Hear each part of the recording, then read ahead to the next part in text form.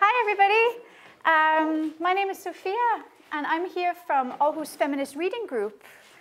We are a group of readers and talkers who meet every 3 weeks or so to discuss a text that's perhaps explicitly about feminist issues or written by a woman or a self-identifying woman. I'm going to leave some flyers if anyone's interested in joining the group. We have a manifesto theme here in March for our meetings. On Sunday, we're going to have a manifesto meeting where we read manifestos and also write our own manifestos. So that's going to be at Café Mellemfolk, which is the cafe run by MS, on Sunday at 2. So we'll have 2 hours of reading and discussion and then 2 hours of writing. So I thought it'd be cool to just read a manifesto today to kind of fit in with the International Women's Day theme. So I was looking through the manifestos that I've collected and was trying to decide on a manifesto yesterday. But in the end, I've decided to read a text that is not explicitly a manifesto. It's an essay called Poetry is Not a Luxury by the writer Audrie Lorde.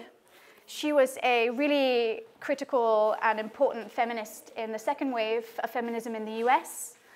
And the reason I chose to read this essay was because yesterday I was having a really shitty day. I was really feeling anxious and upset and unfocused. And then I sat down and I read this essay, and it was like all that energy that was kind of confusing and chaotic just channeled right back into place, and I felt really centered again from reading this text. So that's why I wanted to share this text specifically. So it's an essay, but it's just 4 pages. So I'm just going to read it. And then if anybody wants to have a look at the book later, you're welcome. And obviously I can give you a flyer for the reading group.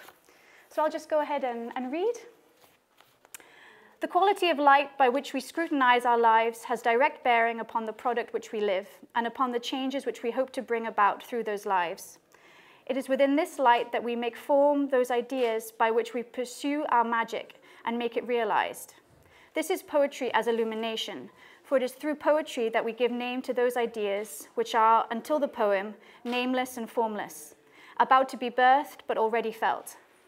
This distillation of experience from which true poetry springs births thought as dream births concept, as feeling births idea, as knowledge births or precedes understanding.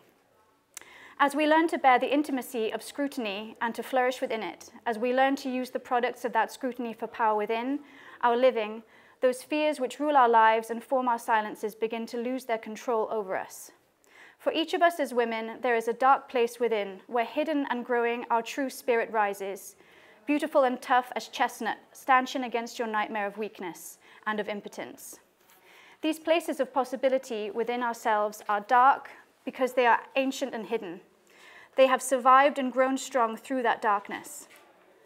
Within these deep places, each one of us holds an incredible reserve of creativity and power, of unexamined and unrecorded emotion and feeling. The woman's place of power within each of us is neither white nor surface. It is dark, it is ancient, and it is deep. When we view living in the European mode only as a problem to be solved, we rely upon our ideas to make us free. For these were what the White Fathers told us were precious. But as we become more in touch with our own ancient, non-European consciousness of living as a situation to be experienced and interacted with, we learn more and more to cherish our feelings and to respect those hidden sources of our power from where true knowledge and therefore lasting action comes. At this point in time, I believe that women carry within ourselves the possibility for fusion of these two approaches so necessary for survival, as we come closer to this combination in our poetry. I speak here of poetry as the revelation or distillation of experience, not the sterile wordplay that too often the White Fathers distorted the word poetry to mean, in order to cover a desperate wish for imagination without insight. For women then, poetry is not a luxury. It is a vital necessity for our experience. It forms the quality of the light within which we predicate our hopes and dreams towards survival and change, first made into language, then into idea, then into more tangible action. Poetry is the way we help give name to the nameless so it can be thought.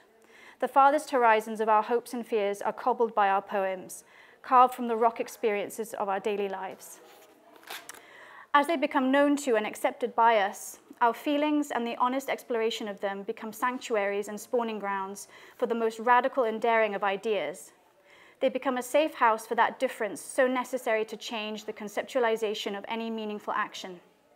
Right now, I could name at least 10 ideas I would have found intolerable and incomprehensible and frightening, except as they come after dreams and poems. This is not idle fantasy, but a disciplined attention to the true meaning of "it feels right to me." We can train ourselves to respect our feelings and to transpose them into a language so they can be shared. And where that language does not yet exist, it is our poetry which helps us to fashion it. Poetry is not only dream and vision, it is the skeleton architecture of our lives. It lays the foundations for a future of change, a bridge across our fears of what has never been before. Possibility is neither forever nor instant. It is not easy to sustain belief in its efficacy. We can sometimes work long and hard to establish one beachhead of real resistance to the deaths we are expected to live, only to have that beachhead assaulted or threatened by canards we have been socialized to fear, or by the withdrawal of those approvals that we have been warned to seek for safety. Women see ourselves diminished or softened by the falsely benign accusations of childishness, of non-universality, of changeability, of sensuality. And who asks the question, am I altering your aura, your ideas, your dreams, or am I merely moving you to temporary and reactive action? And even though the latter is no mean task, it is one that must be seen within the context of a need for true alteration of the very foundations of our lives. The white fathers told us, "I think, therefore I am." The black mother within us, the poet, whispers in our dreams, "I feel, therefore I can be free." Poetry coins the language to express and charter this revolutionary demand, the implementation of that freedom. However, experience has taught us that the action is now necessary, experience has taught us that the action in the now is also necessary. Our children cannot dream unless they live. They cannot live unless they are nourished, and who else will feed them the real food without which their dreams will be no different from ours? If you want us to change the world someday, we at least have to live long enough to grow up, shouts the child. Sometimes we drug ourselves with dreams of new ideas. The head will save us, the brain alone will set us free. But there are no new ideas still waiting in the wings to save us as women, as human. There are only old and forgotten ones, new combinations, extrapolations and recognitions from within ourselves, along the renewed courage to try them out. And we must constantly encourage ourselves and each other to attempt the heretical actions that our dreams imply, and so many of our old ideas disparage. In the forefront of our move towards change, there is only poetry to hint at possibility made real. Our poems formulate the implications of ourselves, what we feel within and dare to make real, or bring into action into accordance with, our fears, our hopes, our most cherished terrors. For within living structures defined by profit, by linear power, by institutional dehumanization, our feelings were not meant to survive.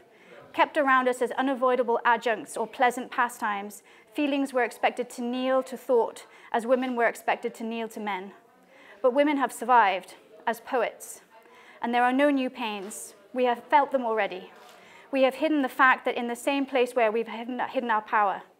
They survive in our dreams, and it is our dreams that point the way to freedom. They are made realizable through our poems that give us the strength and courage to see, to feel, to speak, and to dare. If we need to dream, to move our spirits most deeply and directly towards and through promise, it is discounted as a luxury. Then we give up our core, the fountain of our power, our womanness. We give up the future of our worlds. For there are no new ideas. There are only new ways of making them felt, of examining what those ideas feel like, being lived on Sunday morning at 7 a.m. after brunch, during wild love, making war, giving birth, mourning our dead, while we suffer the old longings, battle the old warnings in fear of being silent and impotent and alone, while we taste new possibilities and strengths.